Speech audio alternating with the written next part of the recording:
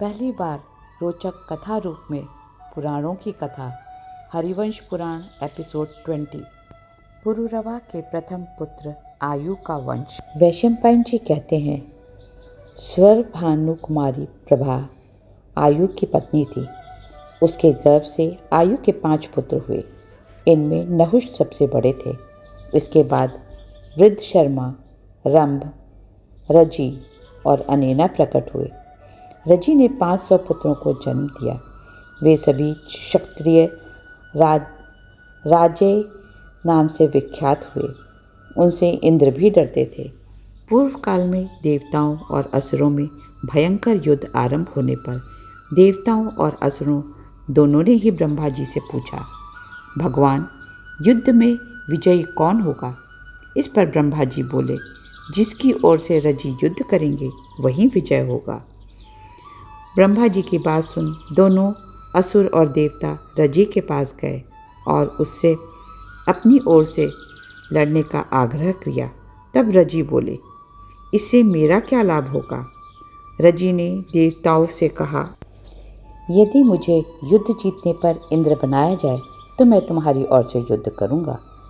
इस पर देवताओं ने उसे आश्वासन दिया, ऐसा ही होगा। पर दैत्य इस बात पर सहमत नहीं हुए कि युद्ध जीतने पर रजी उनके राजा बनेंगे। अतः रजी ने देवताओं का साथ दे समस्त दानवों का नाश कर दिया। देवताओं ने भी अपनी बात पूरी की और उन्हें इंद्र बना दिया। परंतु रजी के ब्रह्मलोक चले जाने पर उनके पुत्रों ने बलपूर्वक इंद्र से अपना भाग ले लिया। उन्होंने इंद्र के त्रिविष्ट नाम से प्रसिद्ध स्वर्गलोक को ले लिया।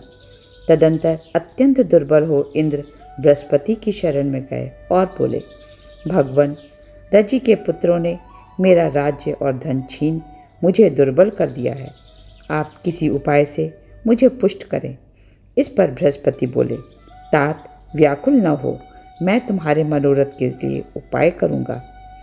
तत्पश्चात ब्रह्मा जी ने रजी के पुत्रों की बुद्धि में मोह उत्पन्न करने हेतु ऐसे शास्त्र का निर्माण किया जो नास्तिकवाद से परिपूर्ण तथा धर्म के प्रति अत्यंत द्वेष उत्पन्न करने वाला था। उसे पढ़ रजी के पुत्र पहले के धर्म शास्त्रों से द्वेष करने लगे। इसी अधर्म से वे सब पापी नष्ट हो गए। इस तरह बृहस्पति की कृपा से त्रिलोकी का वह दुर्लभ राज्य पा इंद्र प्रसन्न हो गए। आयु पुत्र रंभ के कोई संतान नहीं हुई। आयु पुत्र अनेना के पुत्र महायशस्वी राजा प्रतिछत्र हुए। इनके ही वंश में आगे चलकर गृत समत के पुत्र शुनक से शौनक वंश का विस्तार हुआ। शौनक वंश में ब्राह्मण, क्षत्रिय, वैश्य और शूद्र सभी वर्णों के लोग हुए। इसी वंश में आगे चलकर धन्व के पुत्र विद्वान धन्वंतरिक का प्रादुर्भाव हुआ। वैशंपायन जी बोले, जन्मेजय, पूर्व काल में धन्वंतरी अमृत मंथन के समय समुद्र से प्रकट हुए थे। तब भगवान विष्णु ने उनको अब्ज नाम दिया था। अब्ज ने फिर भगवान विष्णु से कहा, प्रभु, मैं आपका पुत्र हूँ। सुरेश्वर, मेरे लिए यज्ञ भाग की व्यवस्था कीजिए और लोक में मेरे लिए कोई स्थान दीजिए। तब विष्णु बोले, पूर्व काल में यज्ञ संबंधी देवताओं ने यज्ञ का विभाग कर लिया है। तुम देवताओं से पीछे उत्पन्न हुए हो, अतः तुम्हारे लिए यज्ञ भाग की कल्पना नहीं की जा सकती। दूसरे जन्म में तुम संसार में विख्यात होगे। वहाँ गर्भावस्था में तुम्हें अणिमा आदि सिद्धि प्राप्त हो जाएगी। तुम उस जन्म में आयुर्वेद को 8 भागों में विभक्त कर उसे 8 अंगों से युक्त बना दोगे। इस तरह धन्वंतरी को वरदान दे भगवान विष्णु अंतर्ध्यान हो गए। जब दूसरा द्वापर आया तब सुनहोत्र के पुत्र काशीराज धन्व पुत्र की कामना से दीर्घकालीन तपस्या करने लगे। राजा ने पुत्र के लिए भगवान धन्वंतरी की आराधना की। उनकी आराधना से प्रसन्न हो भगवान धन्वंतरी ने उन्हें वर मांगने को कहा, तो उन्होंने उन्हें ही पुत्र रूप में मांगा। तब भगवान तथास्तु कह अंतर्ध्यान हो गए। कालांतर में भगवान धन्वंतरी धन्व के घर में अवतीर्ण हुए। काशीराज धन्वंतरी सभी रोगों का नाश करने में समर्थ थे। उन्होंने मुनिवर भारद्वाज से आयुर्वेद और चिकित्सा कर्म का ज्ञान प्राप्त कर उसे 8 भागों में विभक्त कर उन सब की विस्तृत विवेचना की। धन्वंतरी के पुत्र केतुमान के वंश में भीमरथ के पुत्र धर्मराज राजा दिवोदास हुए। ये वाराणसीपुरी के स्वामी थे।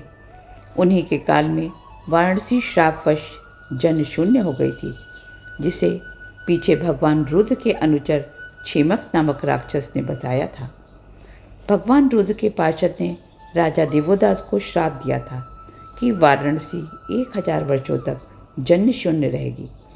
उस पुरी के श्रापग्रस्त होने जाने पर राजा दिवोदास ने अपने राज्य की सीमा पर गोमती नदी के किनारे एक रमणीय नगरी बसाई। पहले वाराणसीपुरी यदुवंशी भद्रशेर्ण के अधिकार में थी। उसके 100 पुत्र थे, जिन्हें मारकर नरश्रेष्ठ दिवोदास ने अपना राज्य वहाँ स्थापित किया था।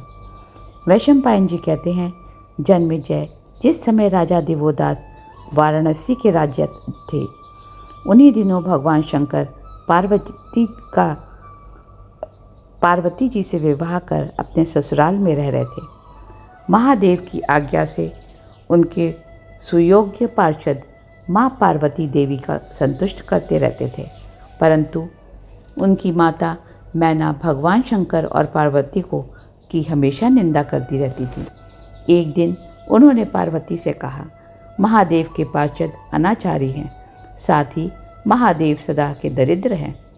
माता के यह वचन सुन पार्वती जी कुपित हो गईं और महादेव के पास जा मुस्कुराती हुई बोली, अब मैं नैहर में नहीं रहूँगी, आप मुझे अपने घर ले चलें।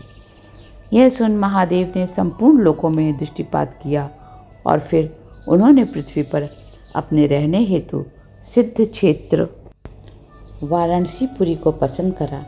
उस नगरी पर राजा दिवोदास का राज्य है।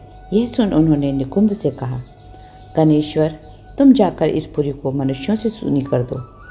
तब निकुंभ ने वाराणसीपुरी में कंडुक नाई को स्वप्न में दर्शन दे कहा, तू नगर की सीमा पर मेरी प्रतिमा बनाकर मेरे लिए नींव स्थान की व्यवस्था कर।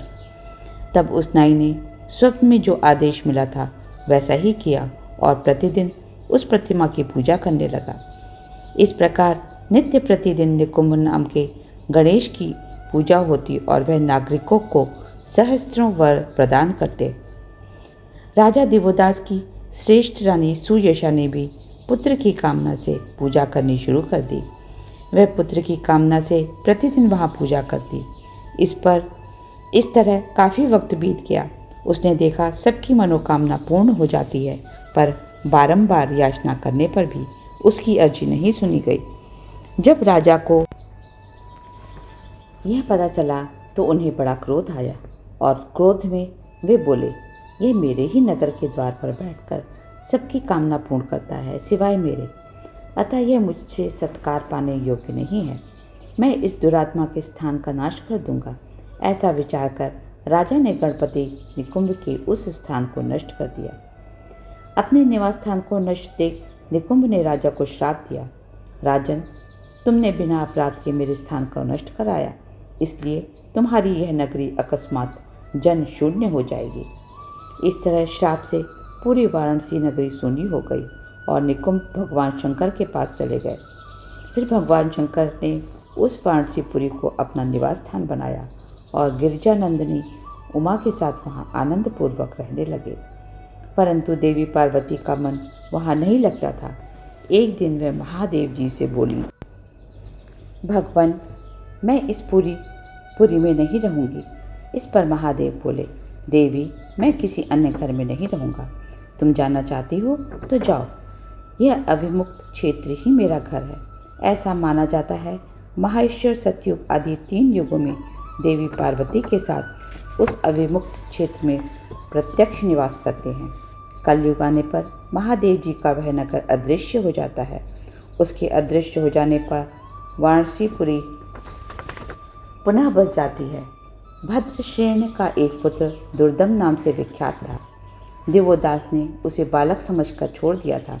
उस पुत्र ने है की सहायता से अपनी पैतृक संपत्ति को वापस देवोदास से बलपूर्वक ले लिया। देवोदास द्वारा उनकी पत्नी दृष्टवती के गर्भ से प्रतरदन का जन्म हुआ। उसने बड़े ही होने पर दुर्दम से पुनः राज्य छीन लिया। प्रतरदन की संतति में आगे चलकर अलर्क हुए। वह बड़े ब्राह्मण भक्त और सत्य प्रतिज्ञ थे। महाबाहु अलग ने निकुंभ के श्राप के अंत होने पर क्षेमक नामक राक्षस को मारकर पुनः रमणीय वाराणसी पूरी बसाई थी। अलर्क के वंश में ही प्रतरदन के वत्स और भार्ग नाम के 2 पुत्र हुए। उनमें से वत्स के वत्स भूमि और भार्ग नाम के भरिगु भूमि नाम के पुत्र हुए। ये अंगीरा गोत्री गलव के वंशज हैं जो भार्गव वंश में उत्पन्न हुए। उनमें ब्राह्मण, क्षत्रिय, वैश्य तीनों वर्गों के लोग हैं। यह राजा कौशिक के वंश में उत्पन्न क्षत्रिय बताए गए हैं। जय श्री कृष्ण। नेक्स्ट एपिसोड में सुनेंगे नहुष एवं यायति का वंश। Please don't forget to like, share and subscribe and spread it among as many people as you can.